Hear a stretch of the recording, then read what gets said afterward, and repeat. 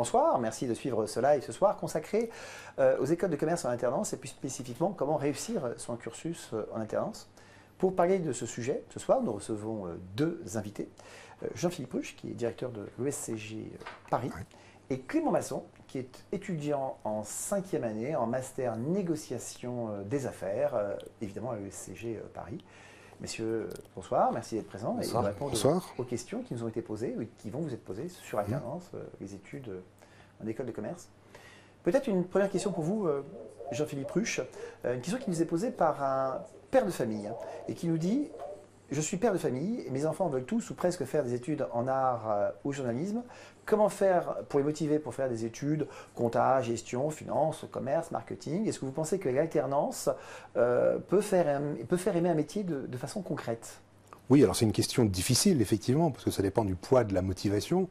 L'alternance a le gros avantage de pouvoir pratiquer un métier et découvrir un certain nombre de choses et peut faire basculer sur un métier ou un autre, que ce soit en compta, en commerce, en vente, en gestion, de façon large. Donc pour vous, l'alternance, ça va être un moyen concret de rentrer dans un métier. Tout à fait. Vous, Clément, vous êtes rentré après un BTS MUC, oui, que vous aviez fait en alternance ou qui était en formation initiale? Qui était en formation initiale. Alors qu'est-ce qui vous a poussé, après 2 années de formation initiale, à tenter l'expérience de l'alternance? À vrai dire, plein de choses. La première, c'est vrai qu'après mon BTS, ou plutôt pendant mon BTS, j'ai eu le sentiment de ne pas être, on va dire, fait pour uniquement étudier. Et quelques expériences pendant l'été m'ont permis de me dire qu'effectivement, mon but était à la fois d'aller loin dans les études, mais aussi de pouvoir gagner un minimum sa vie pour s'assumer, pour profiter de sa vie et avancer sereinement dans le monde professionnel. Alors, vous étiez en BTS MUC. Oui. Vous avez choisi donc un cursus qui se fait en 3 ans. Tout à fait. Vous êtes sur la dernière année. Oui. Alors, comment s'est passée votre première année en alternance? Qu'est-ce qui vous a étonné? Quelles ont été les surprises et peut-être les déconvenues, sur quoi vous ne vous attendiez pas? Écoutez, ça s'est plutôt bien passé dans l'ensemble. Effectivement, c'était nouveau pour moi, dans le sens où en BTS, on est encore dans un cycle un peu lycée, où on est… scolaire. Voilà, exactement, très scolaire. Les premiers cours à l'ESCG ont été assez stimulants dans le sens où tous les sujets qui ont été abordés portaient sur le monde de l'entreprise. Et donc, pour moi, qui n'avais presque aucune expérience, ça me permettait de bien comprendre quelles sont les problématiques et quels sont les enjeux des entreprises d'aujourd'hui. Qui vous a trouvé votre entreprise? Eh bien, un peu tout le monde en fait. À vrai dire, en arrivant à l'ESCG et en étant inscrit, j'ai passé beaucoup de temps déjà à retravailler mon CV, ma lettre de motivation. Quand vous dites « j'ai », c'est en appui avec l'école, avec les enseignants? Alors c'est surtout en appui avec les chargés de placement, le mien étant Philippe Fréminet, qui effectivement m'a permis déjà de mettre en valeur le peu d'expérience que j'avais, m'a formé on va dire aux différents entretiens de recrutement que j'ai passés, et ensuite j'ai entamé une démarche on va dire de prospection auprès des entreprises qui m'a permis d'avoir des retours et de pouvoir déboucher sur quelques entretiens qui finalement n'étaient pas venus de l'école mais plutôt de mon travail avec l'ESCG. Jean-Philippe Ruche, cette préparation à l'entretien et à la plaçabilité, comme on peut dire, est-ce que c'est quelque chose qui est commun finalement dans les écoles de commerce en alternance ou est-ce que c'est quelque chose qui vous est spécifique? Nous, on a toujours misé de façon très, très forte sur un accompagnement, surtout à la sortie du BTS pour des jeunes qui ont peu d'expérience, qui n'ont pas pratiqué l'alternance, qui n'ont pas véritablement été confrontés à une recherche. Il est important, effectivement, de sortir, de mettre en valeur un certain nombre d'expériences, de traits de personnalité, d'apprendre peut-être aussi à téléphoner. Alors, je ne sais pas si c'est le cas de Clément ou pas, pour certains, oui. Vous aviez cette démarche? BTS MUC quand même, on a une démarche commerciale. Oui, parce que c'est très orienté commerce. Ensuite, je pense avoir eu la chance d'avoir des parents qui sont aussi très baignés dans le milieu commercial. Donc effectivement, toute expérience est bonne à prendre. Et c'est vrai que sur les premiers appels, on va dire, de prospection, sur les premiers entretiens, on est toujours envahi un peu par la peur. Et puis au fur et à mesure, on apprend à la maîtriser et justement à mettre en avant ses atouts. Alors, l'alternance, c'est difficile parce qu'il faut à la fois être en entreprise, vous avez des vraies responsabilités d'entreprise. Vous n'êtes pas stagiaire, on ne va pas dire stagiaire photocopie, mais vous avez des vraies responsabilités. Oui, tout à fait. En fait, j'ai eu la chance depuis mon entrée à l'ESCG donc d'intégrer mon entreprise qui s'appelle EasyWare et qui m'a tout de suite confié des responsabilités.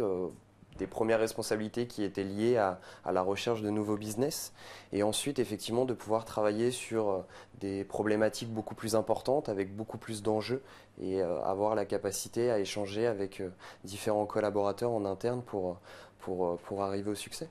Est-ce que vous avez le sentiment d'être un salarié à part entière de l'entreprise? Est-ce que vous êtes dans l'entreprise? Est-ce que vous faites partie vraiment de l'entreprise? Vous êtes comme les autres ou vous avez quand même un statut un peu à part? Vous êtes un peu l'étudiant qui est là pour acquérir une expérience? Non, je pense que c'est la chance que j'ai aujourd'hui, c'est que j'ai vraiment le sentiment de faire partie d'EasyWare qui aujourd'hui on ne parle pas vraiment d'une entreprise, on parle surtout d'une famille et effectivement j'ai le sentiment de faire partie d'EasyWare comme tout autre salarié qui aurait eu d'autres expériences auparavant.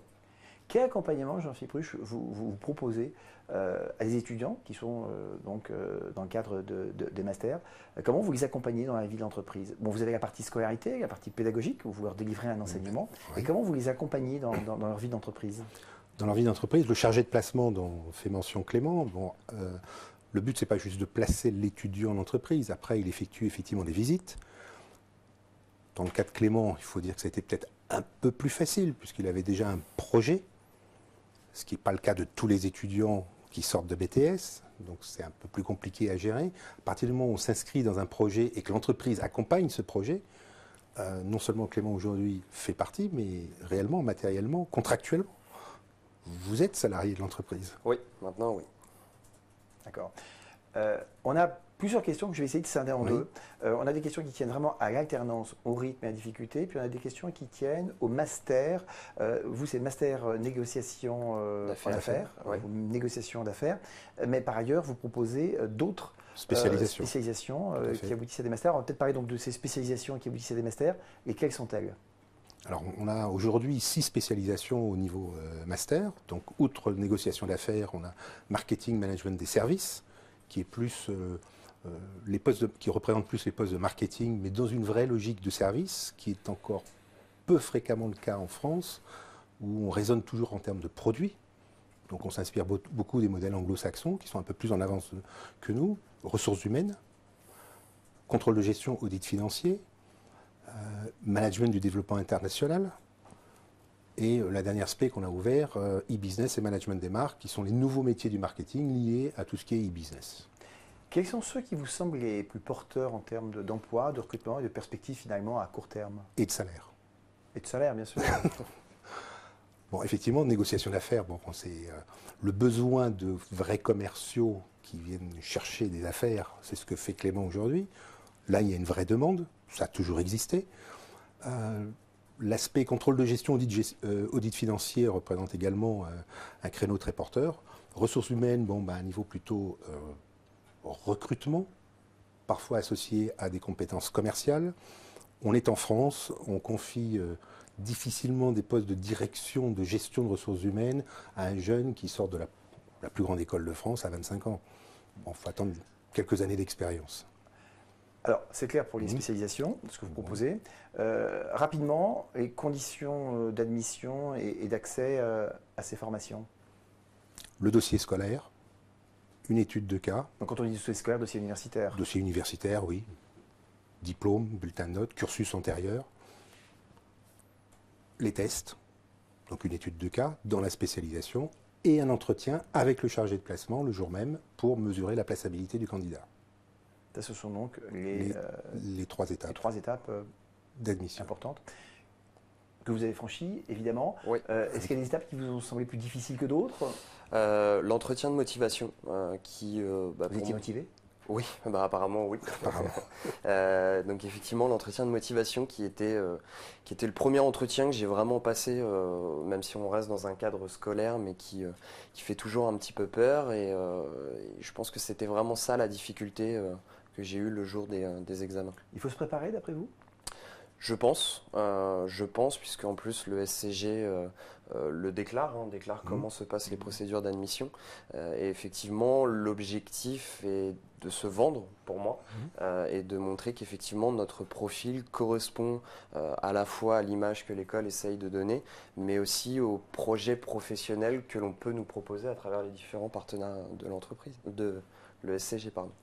Léa vous pose deux questions. La première, comment se passe la formation? Donc pas la vie en entreprise, mais la formation pédagogique. Oui. Et la deuxième question, c'est est-ce que la fonction que vous occupez aujourd'hui est celle que vous pensez occuper? Est-ce que c'est vraiment une fonction qui correspond à vos souhaits? D'accord. Alors pour la première question, pour moi en tout cas, le rythme scolaire se passe plutôt bien, dans le sens où j'ai, comme tout étudiant, quelques lacunes, on va dire, dans une ou deux matières. Pour le reste, étant donné que le master négociation d'affaires est vraiment orienté par rapport à ce que je fais dans la vie en entreprise, tout semble assez logique et assez facile dans le sens où ce sont des situations qu'on vit au quotidien en tant que commercial. Il n'y a pas trop de décalage entre la vie que l'on a dans l'entreprise, les responsabilités qu'on a dans l'entreprise et l'enseignement que l'on a ensuite au quotidien. Est-ce que ça vous apporte quelque chose? Est-ce que les deux s'enrichissent mutuellement? Oui, dans le sens où effectivement côté ESCG, on bénéficie, on va dire, d'un apport pédagogique qui permet déjà de réfléchir avant d'agir. Et côté entreprise, ça nous permet déjà premièrement de gagner du temps dans nos tâches quotidiennes parce qu'on applique justement cette méthodologie que l'on a apprise à l'ESCG et ça nous permet effectivement de performer encore plus dans l'entreprise. Qui sont vos enseignants, Jean-Philippe Ruche? Qui sont vos enseignants? Des praticiens, des professeurs?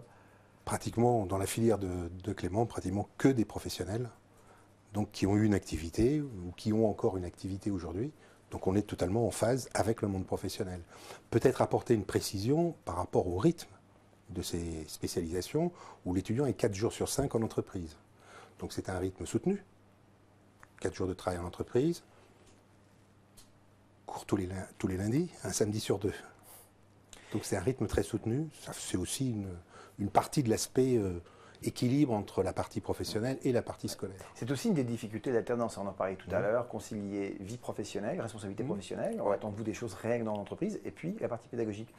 Par rapport à d'autres étudiants ou d'autres collègues, amis que vous pouvez côtoyer, qui eux font une formation initiale, on va dire classique, est-ce que vous estimez que votre charge de travail est plus lourde? Est-ce que vous estimez que c'est plus difficile? Plus d'efforts? Je pense qu'elle est différente. Elle est différente dans le sens où du coup, on a effectivement une charge de travail scolaire et une charge de travail professionnel. La difficulté, c'est effectivement de prendre le temps de bien faire les deux choses. Le rythme est difficile à prendre au départ, notamment avec un samedi sur 2 où on a cours, donc des week-ends. Un samedi sur 2 pendant toute l'année? Pendant toute l'année, oui. Hormis les périodes de congé, mais effectivement, c'est un samedi sur 2 pendant toute l'année. On a zappé une question tout à l'heure. Vous savez la deuxième question. Est-ce que les fonctions que vous occupez sont celles que vous souhaitiez? Oui. Maintenant, je ne vais pas dire qu'effectivement c'est le poste que je rêve de faire depuis que je suis tout petit.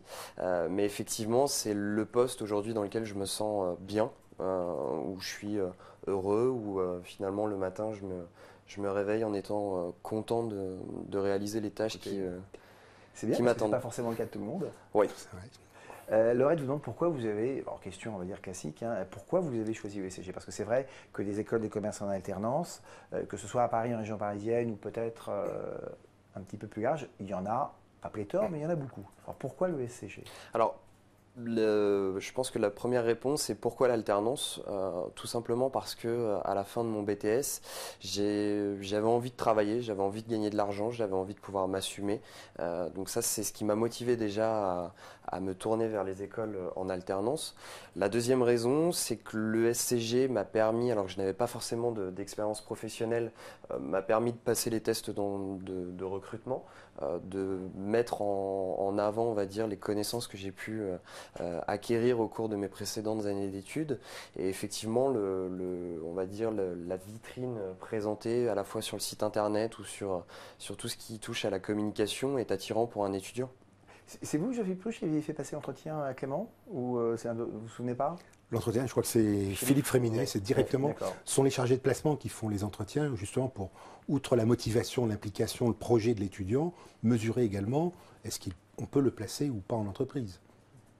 et des étudiants avec qui on sait qu'on va avoir du mal à Il y a des placer. étudiants qui sont plus difficiles. Alors, les étudiants qui espèrent faire de l'alternance et finalement, quand vous les voyez, vous dites bah, ça va être difficile pour eux, il se passe quoi?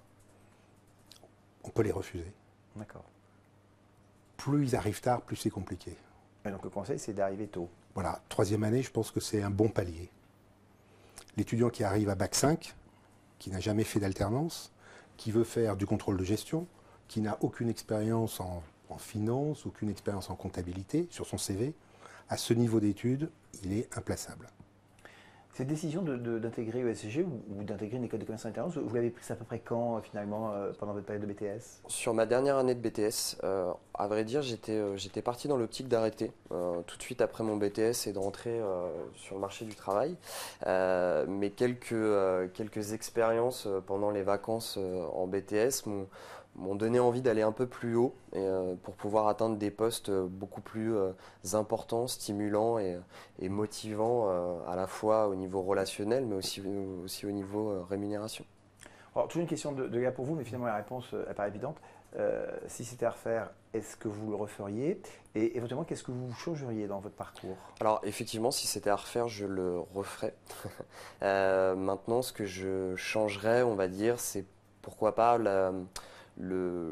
comment dire, la méthodologie, on va dire, de recherche d'entreprise, où effectivement, comme l'a dit Monsieur Ruche tout à l'heure, s'y prendre plus tôt, puisque je suis arrivé quand même dans une période assez poussée pendant l'année, et c'est vrai que je me donnerais un peu plus de sécurité, on va dire, pour rechercher une alternance. Alors, dans le cadre d'un parcours, on arrive en Bac+2 chez vous et qu'on souhaite finir par un master. Lorsqu'on est en 3e année, on choisit tout de suite une spécialisation type négociation d'affaires ou une autre? Par rapport au cursus pédagogique, non, le cursus n'est pas spécialisé. Par contre, l'étudiant a un projet. Et il a un profil, et l'employeur qui va l'embaucher en alternance regarde ce qu'il a sur son CV. Il regarde derrière lui. Clément avait déjà un profil commercial et un projet commercial. Donc pour vous, Clément, quand vous êtes arrivé sur la 3e année, la partie négociation d'affaires, c'était quelque chose que vous aviez déjà intégré dans votre projet? Oui, tout à fait. Dès la 3e année, je savais que je voulais m'orienter vers le master négociation d'affaires. Mais éventuellement, à l'issue de cette 3e année, vous auriez pu opter pour une autre spécialisation. Oui. Le choix est possible. possible. Ça arrive. Ça arrive.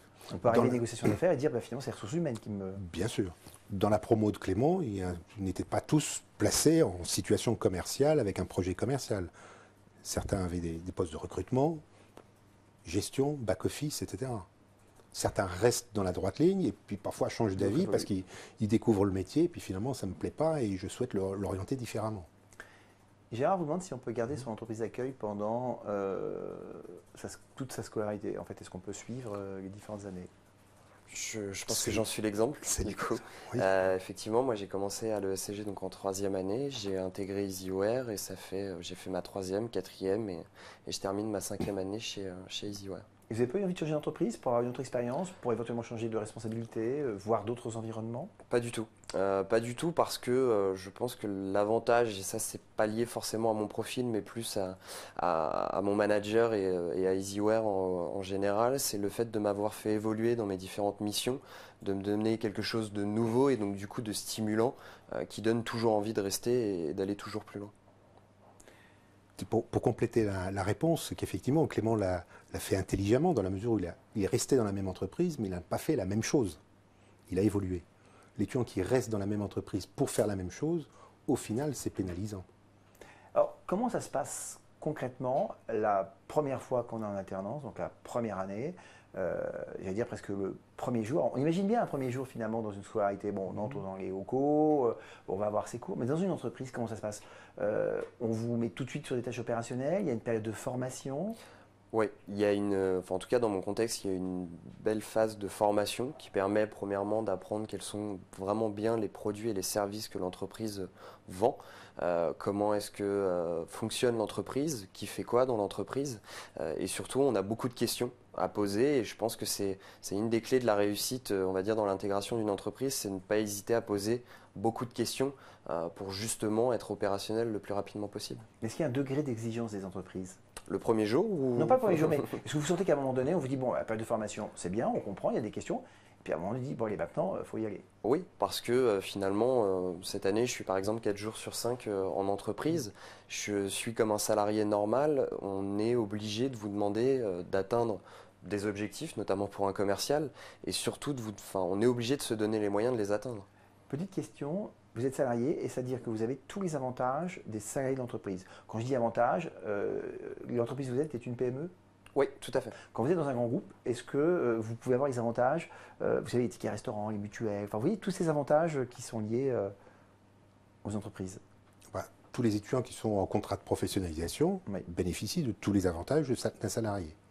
Donc ça c'est clair, vous avez donc, avantage de tout, et donc notamment dans les grandes entreprises. Tout à fait. Vous n'auriez pas été tenté de travailler dans un grand groupe? C'était la PME qui vous intéressait dès le départ? Je ne sais pas si j'avais un avis. Maintenant, et au vu de l'expérience que j'ai passée chez EasyWare et que je continue à faire, je ne me vois pas travailler dans un grand groupe, puisque finalement, ce qui m'intéresse, la première motivation, c'est aussi l'esprit, on va dire, collaboratif que peut vous procurer une PME. C'est-à-dire que tout le monde se connaît. On ne fait pas que travailler ensemble. On se voit aussi quelquefois en dehors du travail. Et on tisse vraiment des liens, j'allais dire d'amitié, mais qui permettent au quotidien, du coup, de pouvoir performer dans son travail parce que vous avez besoin de toutes les ressources nécessaires pour atteindre vos objectifs. Et je ne suis pas sûr, alors après, je n'ai pas d'expérience pour comparer, que dans un grand groupe avec beaucoup de turnover par exemple, que l'on puisse avoir ce même niveau, on va dire, de lien. Est-ce que dans certains cas, Jean-Philippe Ruche, vous pouvez être amené, non pas être arbitre, mais être médiateur dans une entreprise, peut-être entre l'étudiant et l'entreprise, parce que peut-être que l'entreprise demande trop à l'étudiant par rapport à sa jeunesse, à son inexpérience. Est-ce que vous pouvez jouer ce rôle de médiateur? Oui, très souvent. Très souvent, on est ce que j'appelle pris en otage parfois entre l'étudiant et l'entreprise. On a des cas de figure où l'entreprise, pour un 5e année, qui accourt lui le vendredi, mais c'est le jour du reporting, va dire à l'étudiant, tu ne vas pas à l'école. Bon, à un moment donné, avec l'alternance, il y a au moins un jour de cours par semaine. Donc après, il y a des entreprises, surtout aujourd'hui en contexte économique tendu, avec une pression forte, des heures supplémentaires, etc., sans penser au côté pédagogique aussi, où il y a du travail. Donc bien sûr, on est souvent pris en tant que médiateur. Ça ne va pas être simple parfois. C'est très compliqué. On a Marine qui demande, mais là la réponse vous l'avez, parce qu'elle vous demande si c'est pas un peu jeune en première année pour faire une formation d'alternance. Mais les 2 premières années de votre cursus en 5 ans, vous le faites en initial. On le fait en initial. Justement, voilà. Justement parce que c'est difficile, parce que l'étudiant qui sort de terminale n'a pas grand-chose sur son CV. Il faut déjà commencer par un stage, avoir quelque chose, se frotter un petit peu, découvrir le monde professionnel et construire son alternance. Question de Johanna, comment fait-on pour savoir si on est fait pour faire l'alternance et si on va assumer les tâches en entreprise? Comment faire pour savoir? Oui, comment faire pour savoir? Venir nous voir. C'est le sens de l'entretien de passabilité voilà. Finalement. Oui.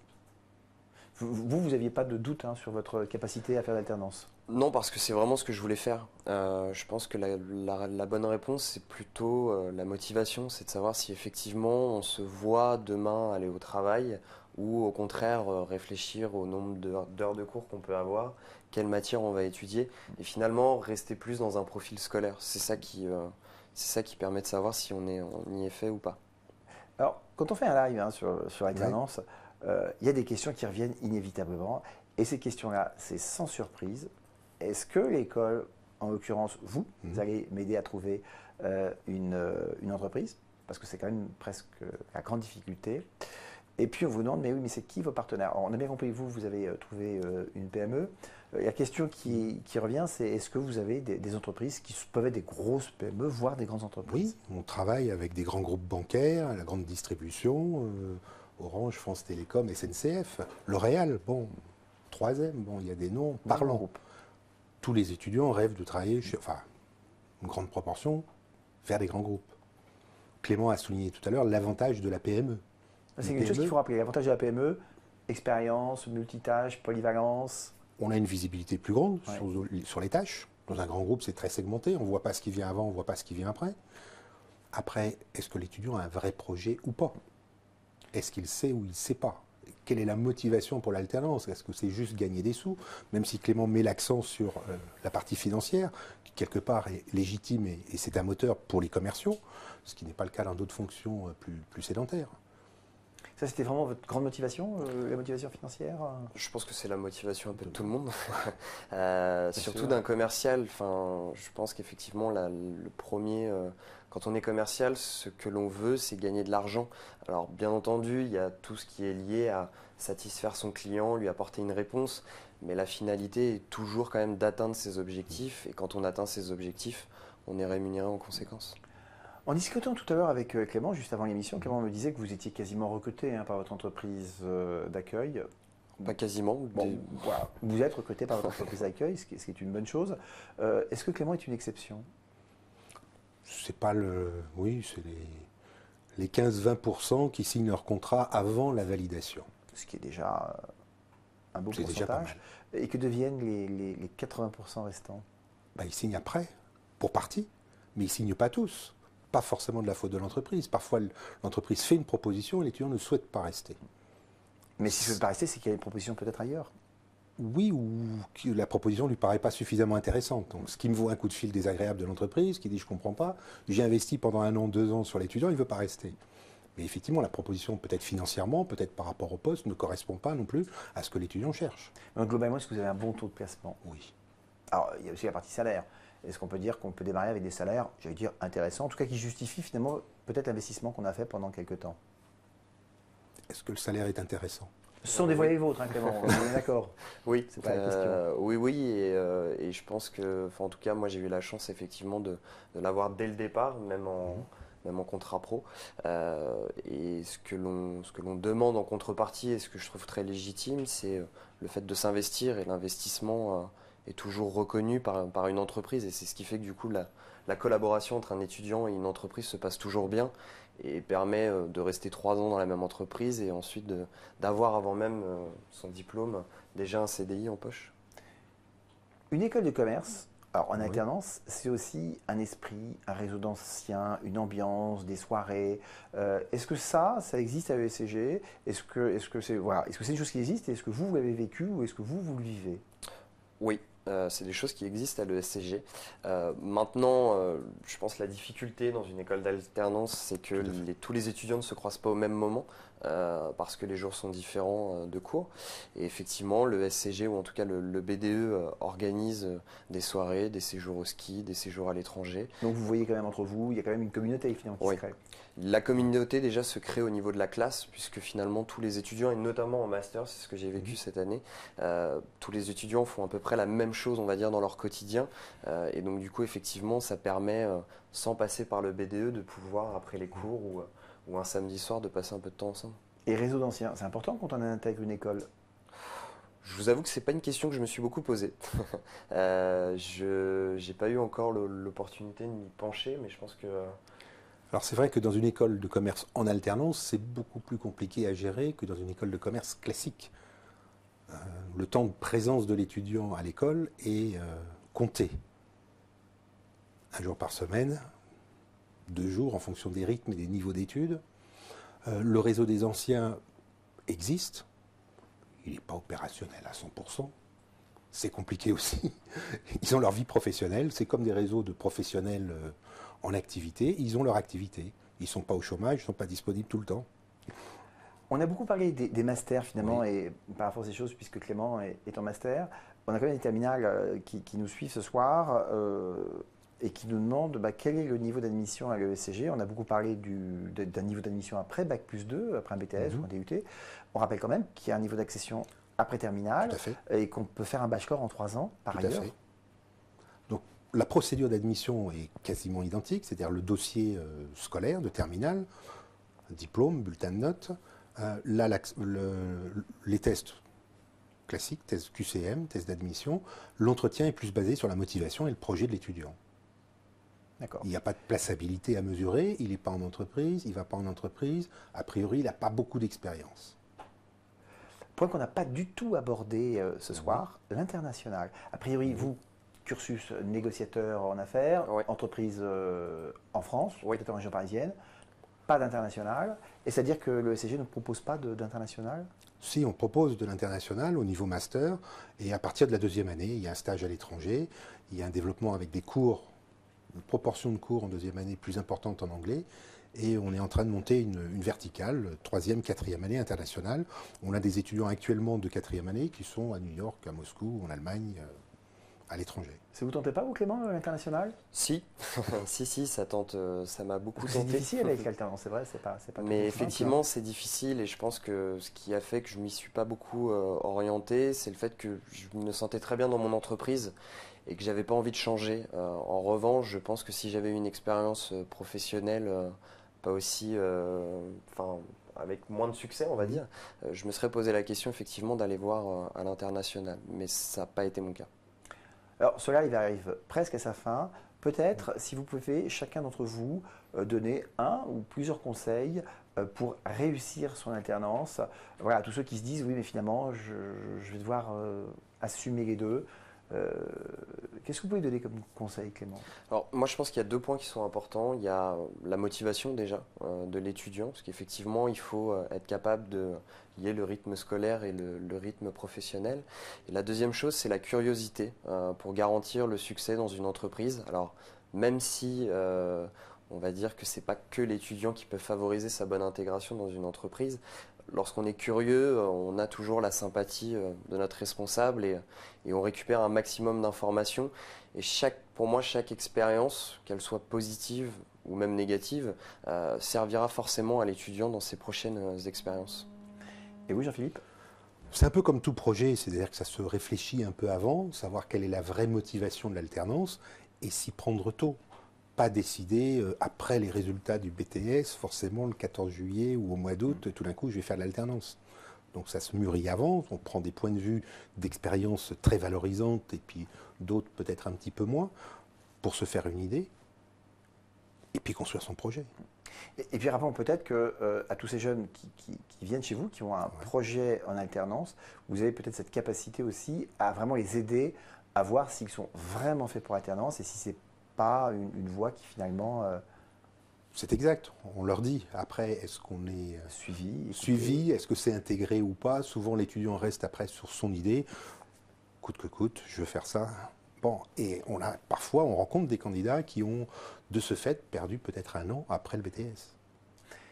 Messieurs, merci d'avoir répondu aux questions des internautes et de la rédaction. Merci d'avoir suivi ce live et à bientôt pour d'autres lives sur Studiorama TV.